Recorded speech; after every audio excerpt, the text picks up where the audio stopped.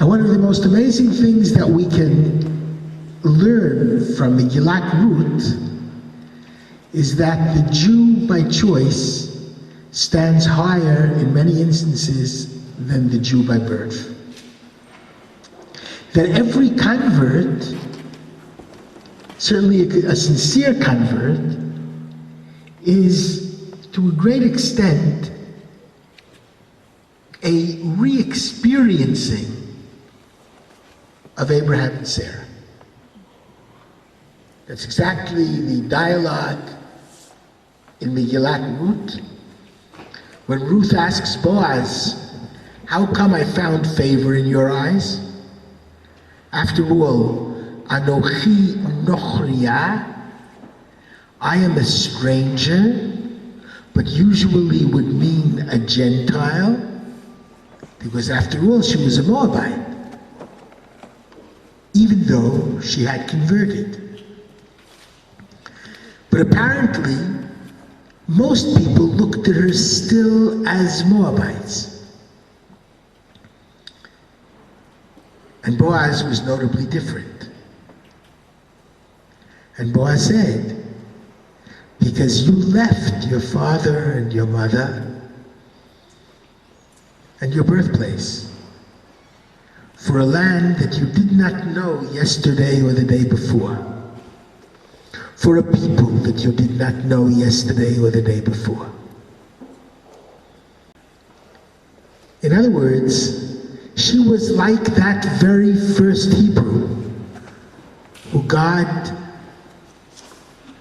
commanded, "Get out from your country, your birthplace, your father's home, to the land where I will show you." And every Jew by choice goes through a similar transition. And it deserves our plaudits, our kudos, and certainly not any kind of pushing them away or making them feel unwanted or unloved. 36 times the Torah teaches us v'ahavtem et hager in different forms and different verbs. You must love the stranger. You must love the convert. And according to Rabbeinu Saadia Gaon, the commandment to love the convert begins when the convert first shows interest in converting. And that's contrary to what is conventional wisdom. Yes, you have to inform the convert that it's difficult to be Jewish. Yes, you have to inform the convert that very often we're persecuted and pushed from pillar to post.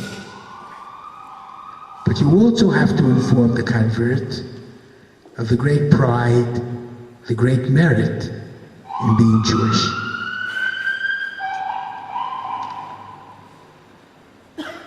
So I come to my initial question. From Megillat Ruth, it would seem we do want the convert. And we do welcome the convert. And the convert can even become the mother of the Messiah in potential. What is amazingly interesting is the Pirkei de Rabbi Ishmael on the Ten Commandments, an amazing midrash on Parshat Yitro. On the Ten Commandments, Shavuot, Zman Matan Toratenu, the time when we thank God for giving us the Torah. The Pirkei de Rabbi Ishmael asks a very simple question. Why was the Torah given in a parousia, in a no man's land, in a desert? I, especially from Israel, appreciate more and more the sanctity of the land of Israel.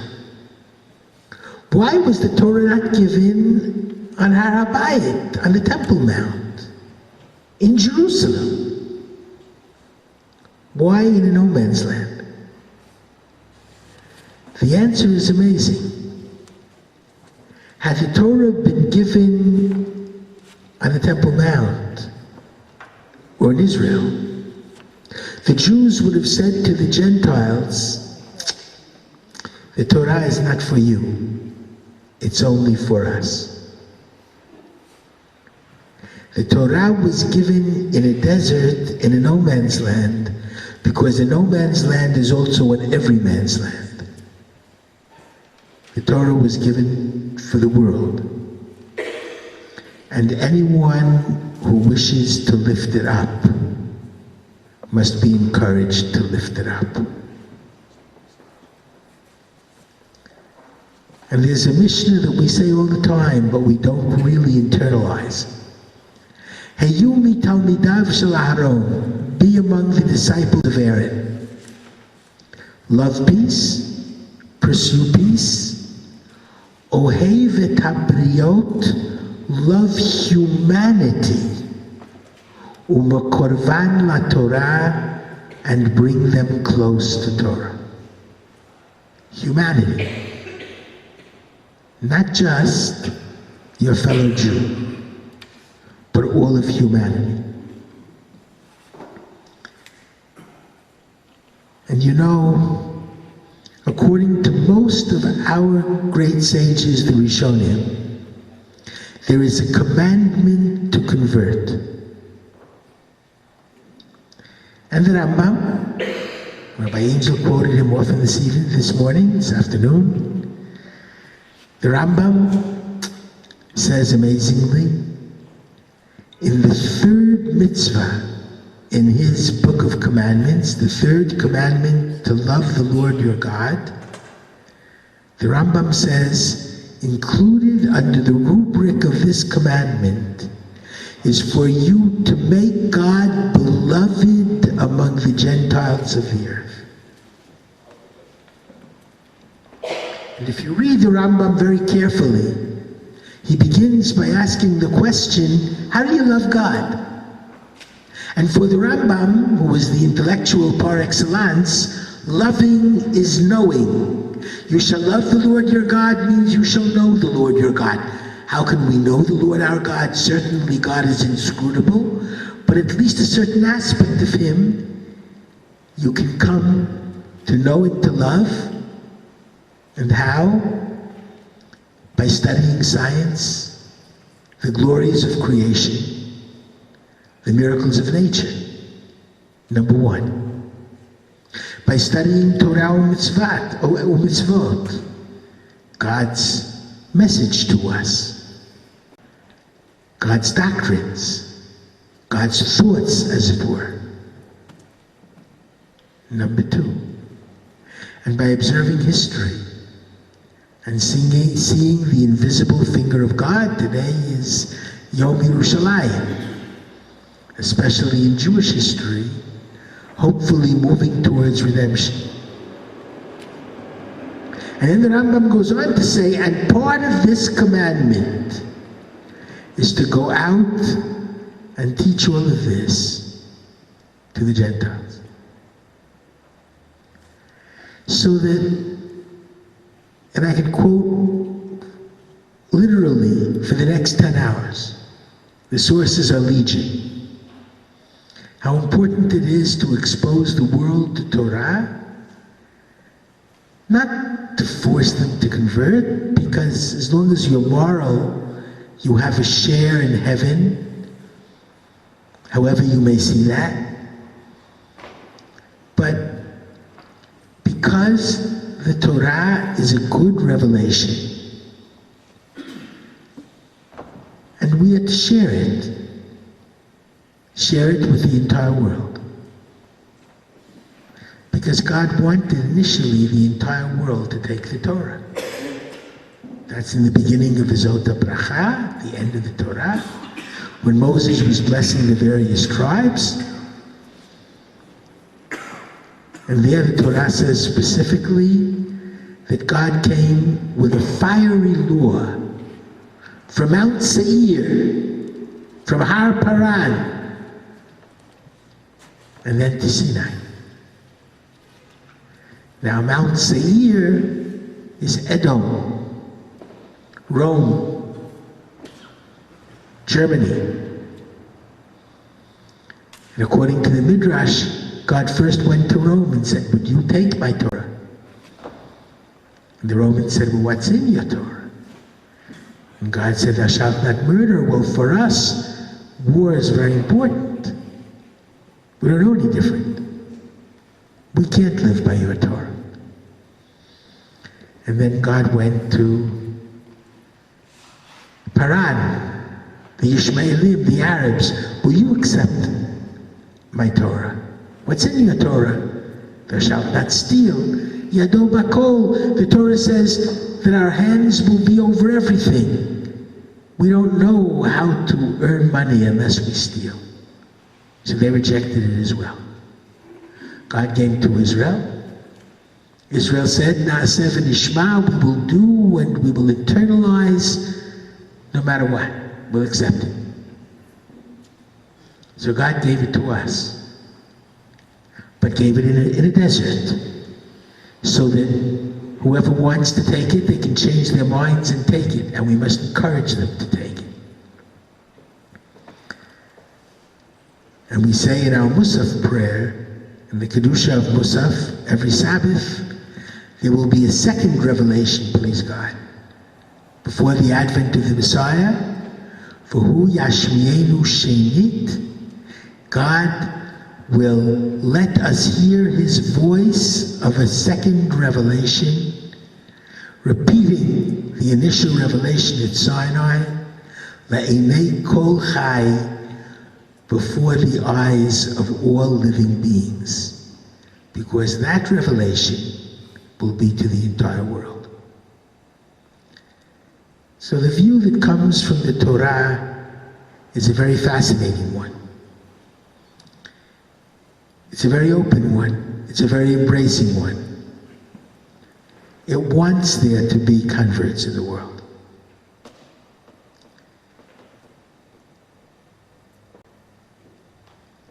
One comment about Gerim Toshavim. I appreciated what Rabbi Novak said very much. It's fascinating that I do a great deal of dialogue with Christians. The evangelicals especially are clearly our best friends. And in the highest of theological Catholic circles, in 1965, Nostra Aetate, the church, very much upset by what happened during the Shoah and understanding that it was the anti-Semitism of many of the interpretations of the Gospels that sowed the ground, prepared the soil for the Holocaust and the 6 million Jews who were murdered mercilessly. And they literally did tshuva. They repented. Very publicly. And in a very, very forthright manner. John Paul II, 2 popes ago, actually went to the major synagogue in Rome begging forgiveness of the Jewish people. And as Rabbi Novak correctly stated, it's amazing, there are tens of thousands of Christians who are very much like those Yerei Elokim, who are very interested in Judaism and are beginning to keep many of the things in Judaism. I'll give you a number of examples, and I see all of these phenomena as being extremely positive. For example, I was in San Antonio, Texas. You're from Austin, right? I was in San Antonio. I'll just tell you two things. Before I began to open my Center for Jewish Christian Understanding and Cooperation, one of my students, what I do in real life most of the time is prepare rabbis. So we have about 300, 400 rabbis all over the world.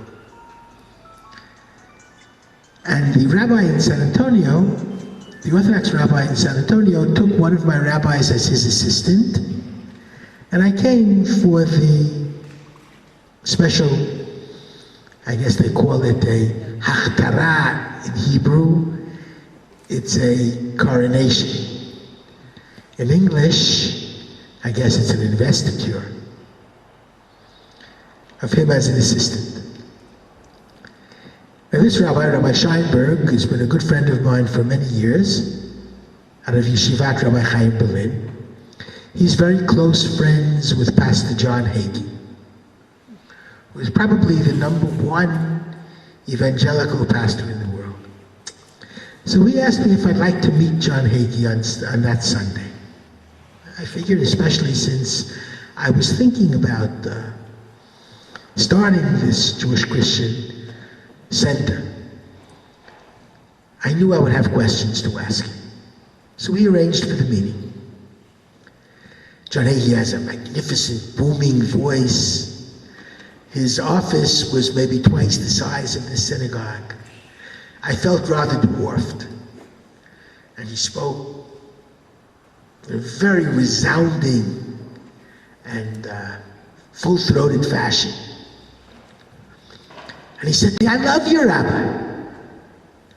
I love you and I love all the Jews. So I figured I have little to lose. And I said to him, tell me the truth, Pastor. Do you love me because you want to convert me? Because then you would be loving me to death. He said, no, Rabbi. I don't want to convert you. I love you because of Genesis 12:3. Now, you know, the religious Christians study the Bible by chapter and verse. We have parshiot, the various portions. My mind was racing. I didn't know exactly what Genesis 12:3.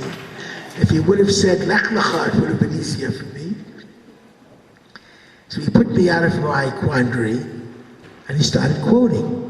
God says to Abraham, I will bless those that bless thee. Those that curse thee, I will curse. Rabbi, I love you because I want to be blessed. It's as simple as all that. I don't want to convert you. Now, Rabbi Scheinberg told me that in 50 years, and Pastor Hagee is probably the most successful preacher in the church. He speaks to millions of people every Sunday. Not one Jew was converted to Christianity in the 50 years that he's been in San Antonio. So they're not converting us. That's not their thing. I'll tell you just one more instance. I was in Oklahoma City, and I was speaking about Israel. But the Christians know me too, so I had a very large audience, mostly Jews, but there were several hundred, I would say about 150 Christians. I finished the lecture. A woman in her 40s, very well dressed, comes over to me and says, Rabbi, I'd like to ask you a question. Fine. She says, during this special period, we have a number of women who get together every evening, but I'm not sure we're doing it right. I wasn't sure what period she was referring to. I didn't know what it was that she was doing right or wrong. So I said to her, please tell me, what do you mean? So she said, well, between Passover and Pentecost, we meet.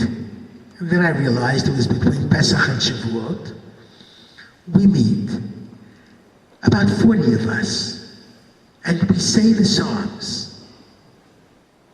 And we try to become better and better every day in order to be worthy of the revelation. And we say, Blessed art thou, Lord our God, King of the universe, who has sanctified us with his commandments, and has commanded us to count the days of the Omer. And today is, and she said exactly the correct day. I was overwhelmed.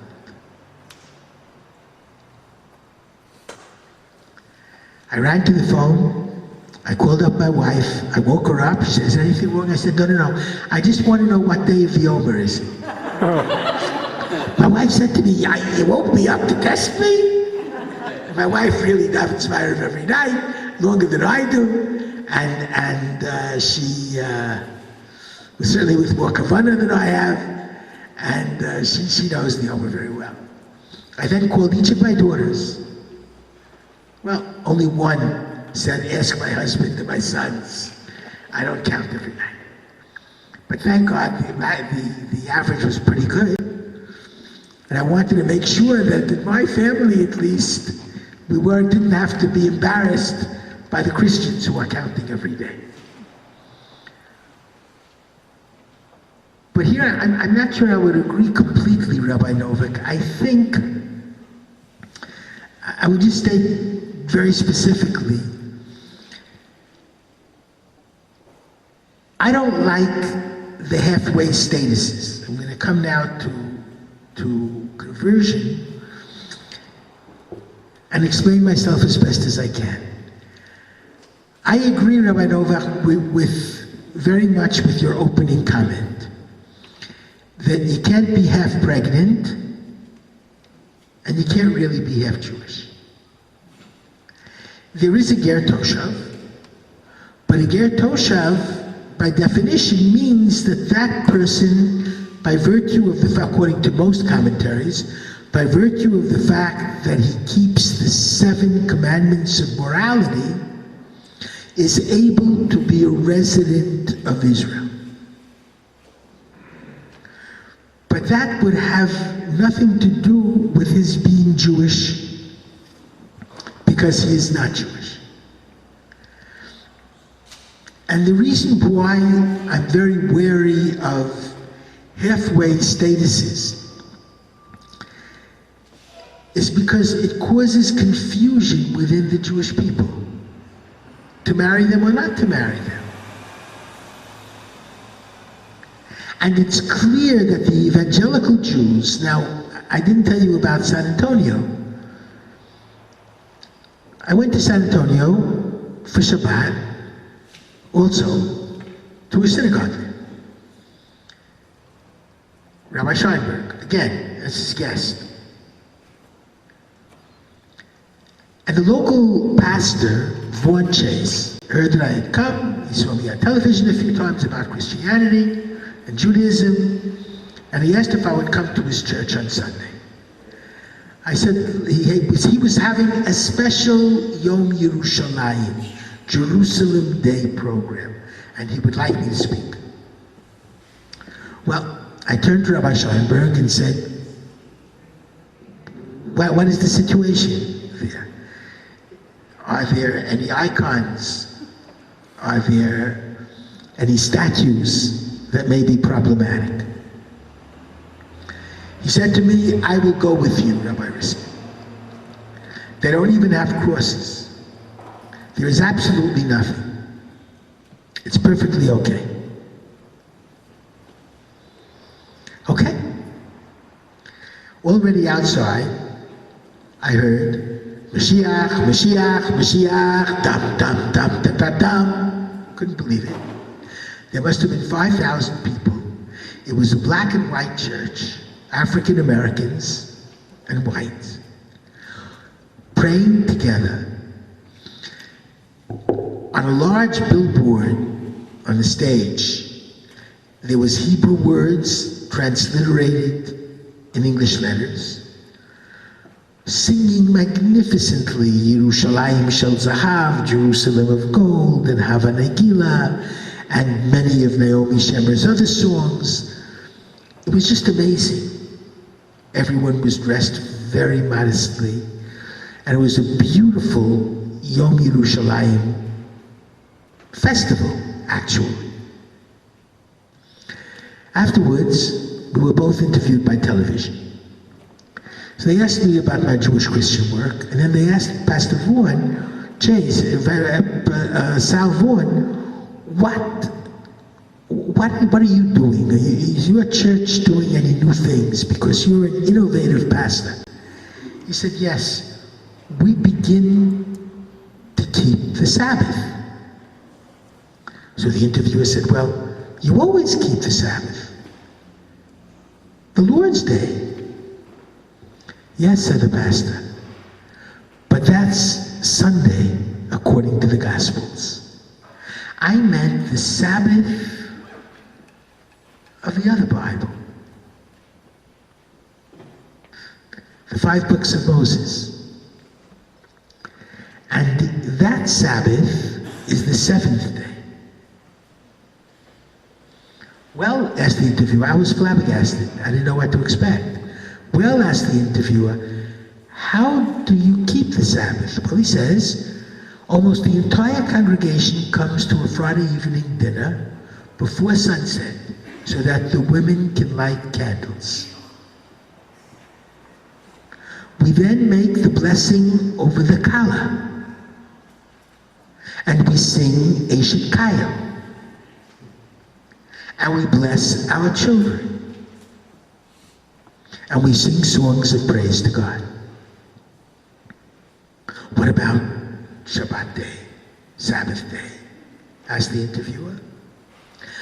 Well, we don't go to work, but I was thinking about that, and actually I was thinking of asking the rabbi. So I was totally unprepared. I really didn't know hadn't prepared an answer. But I said, I believe that the most important thing for me on Shabbat is no telephone. The telephone is not something which helps me. It almost destroys me. In the most important moment, sometimes speaking to my wife, a very interesting or important discussion, telling a story to one of my grandchildren, learning with one of my children. The telephone rings and everything stops. Thank God there's one day a week, 25 hours, there's no telephone. The pastor jumped up. What a marvelous idea, he said. Great, I think I'm going to start it. What else? So I said, we spend a lot of time running away from the people who are closest to us. We use the car to escape our families, to escape our community, to escape our own selves and our God. Shabbat, no cars. Jumped up again. Magnificent. Imagine, ecologically speaking, once a week, no cars, no fumes, fantastic. I'm going to call a synagogue meeting. I heard from him a week later. He said the synagogue voted. They all agreed no telephones. They all disagreed. They have to use the cars. How else will they get to church?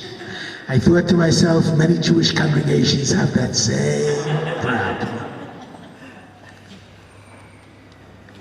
But these people aren't Jewish.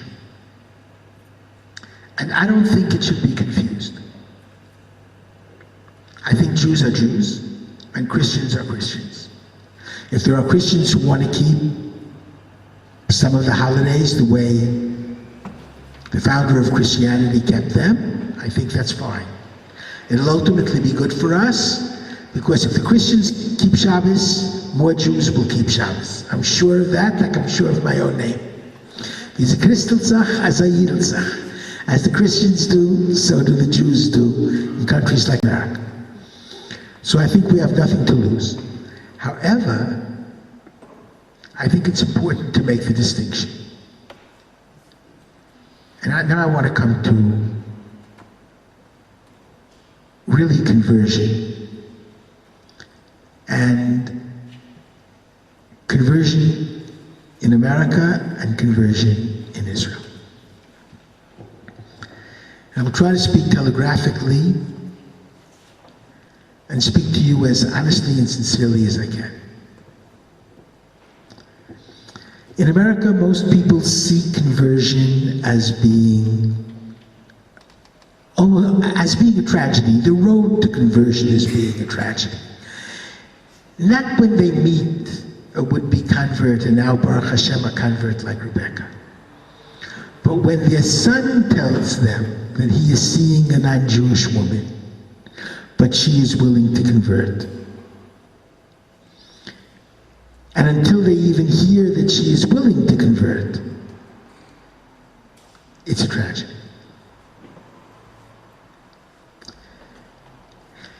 And according to the Pew Report, I'm sure you're aware of this, 71.2% in America of the Jews, as I speak, are intermarried or in the process of becoming intermarried. Generally, that means without any kind of conversion. 71.2%. And that's 71.2% out of 90%. 10% are Orthodox, and very few of the Orthodox are intermarried. So the statistic is 71.2% out of 90%. You know, Hitler only succeeded in destroying a third of our people. We are internally having our own Holocaust that we're doing to ourselves, because remember, those 71.2%, no conversion whatsoever.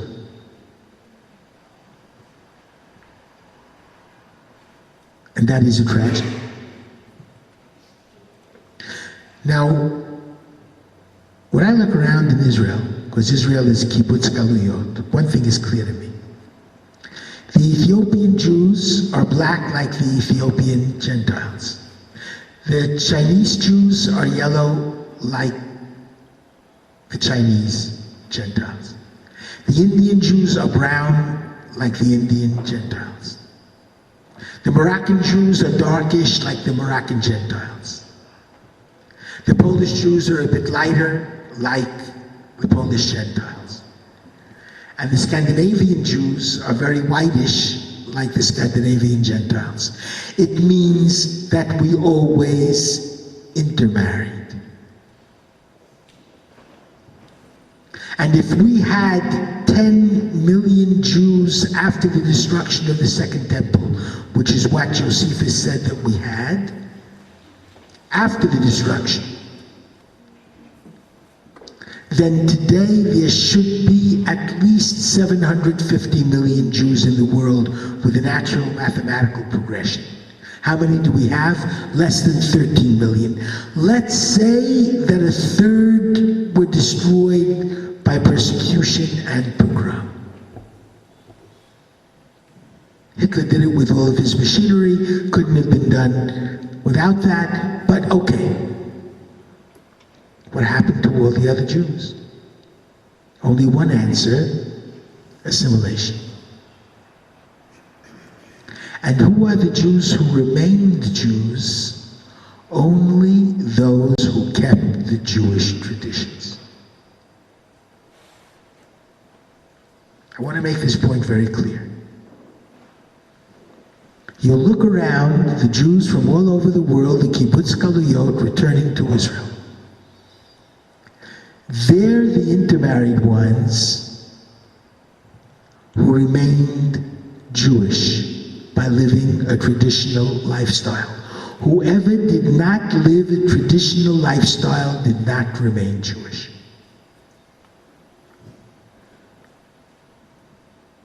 Therefore, I want to go back to the sources and the sources of Rabbi Angel.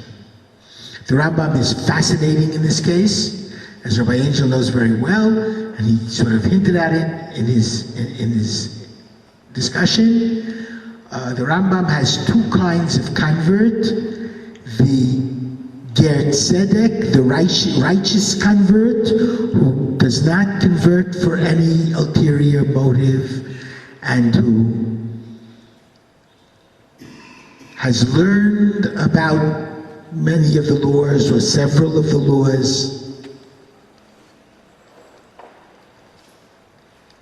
And he's the Ger Tzedek, the righteous Ger, the righteous convert. Then there is the convert. And he may have an ulterior motive. He may want to embrace a Jewish rather than Judaism, first and foremost. And he hasn't necessarily learned the laws. And the Rambam does say without a question that if he undergoes circumcision and ritual immersion, or if it's a woman ritual immersion, she is a valid convert, no question. And the Mishpatei Uziel seconds it. But according again to the statistical study, Jews who do not undergo serious conversions that cause a change in their lifestyle, their children, in 90% of the cases, do not even list their background as of Jewish descent. They completely remove Judaism from their background. So what have we gained? And this leads me to a very important conclusion. In America, I believe we have to look at the conversion situation, 71.2%, not as a crisis, but as an opportunity. Not merely an opportunity to convert them, but an opportunity to inspire them to be religious Jews, to be traditional Jews, to live a Jewish lifestyle. If we don't do that, at the end of the day, they're not going to remain Jewish either. And we aren't going to gain much at all. However, I believe with all my heart that if we teach Judaism properly, if we take it out of the political arena by not asking them where they pray, conservative, reform, Orthodox. One thing I do believe very strongly, you don't have to be an Orthodox Jew in order to be Jewish. You have to be a committed Jew in order to be Jewish. You have to keep Shabbat. You have to keep Yom Tov if you're going to remain Jewish. Mikvah too, I believe. With a great deal of love, I think they should be embraced and taught very, very lovingly. And given a program which is experiential so they can experience the great joys of being Jewish. And understand what Judaism can do for strengthening the family, which is being terribly assailed in Western culture and almost disappearing. And then the statistic could be changed and you'll be winning 2 for the price of 1. And that's very positive. So I certainly believe it should be an embracing conversion. But it should be a conversion that has them truly experiencing Shabbat, Yom Tov, Kashrut, Mikvah, the sanctity of such a relationship. They'll understand what makes Judaism special and different. And if they're serious, and as Rebecca said, if there is another convert who's going to help them along, it would be fantastic.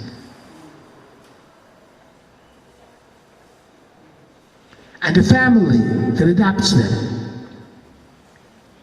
And if we do it seriously, and again, not politically,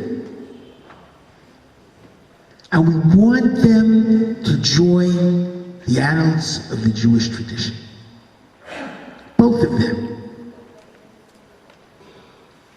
I truly believe that we will succeed in sanctifying God's name, and we will succeed in winning many, many, many converts.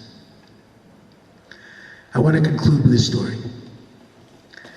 I began feeling very strongly about conversion many, many years ago in Lincoln Square. There was a young man who was a poster boy for modern Orthodox Judaism, went to Yeshiva University High School, Yeshiva University College, Albert Einstein Medical School, became a psychiatrist, married a woman from a very prominent Orthodox family. Everything looked great. Turned out to be a horrible marriage and even a worse divorce. And he ended up totally non-religious. He met an African-American woman, and this goes back 40 plus years. He met an African-American woman, a magnificent woman, an educator, who actually a number of years ago got a national reward given to her by the President of the United States as the Teacher of the Year. And she was very elegant and very elegant dressed, very special.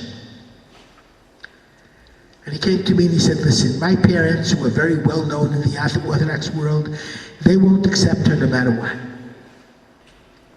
But let her go through some kind of procedure. I said, we don't have a procedure, but we have a basic Judaism class. And if she will study and take it seriously, and become close to one of the rabbis, we had then three rabbis at Lincoln Square, Rabbi Cohen, Chancellor, Rabbi Buchwald, and I, we'll do the conversion. Came back to see me about 2 months later. She was very serious, and I had her as a regular every Friday evening. I loved her company, and she was really terrific. Came to see me 2 months later. He had lost a lot of weight, devastated. I said, what's the problem? She's a great student. He says, that's just the problem. She doesn't want to look at me again. She only wants to marry a religious guy. I said to him, look, you were religious once. Become religious again. I can think of worse reasons for coming back to Jewish religion. She wouldn't see him until after her conversion and until she was really certain that he was serious. Their first date was in my office. It went like this. I didn't know what she wanted. She said, Rabbi, you know I've been coming to every morning services. She was so serious. She wanted to really learn about what's going on. So she was going every morning to services. And she said, I noticed that there's a group that comes before services, like 6:30 in the morning, to study a page of Talmud, Daf Yomi. And that group is very serious. And a strong esprit de corps develops within the group. Now I understand there's also a marriage contract when you get married. Can you write an addendum to the marriage contract that he promises to come every morning to study a page of Talmud? He turned red, he turned white, and then he smiled and he said, and then you'll marry me? All of this was a scout's honor at my office. And she said, are you proposing here and now in the rabbi's office? He said, yes. She said, if you sign, I'll accept. To this day at Lincoln Square, he is studying Daf Yomi, 41 years later. That taught me what proper conversion classes can do. And as I said before, 2 for the price of 1, but with much love and with much embrace. Thank you very much.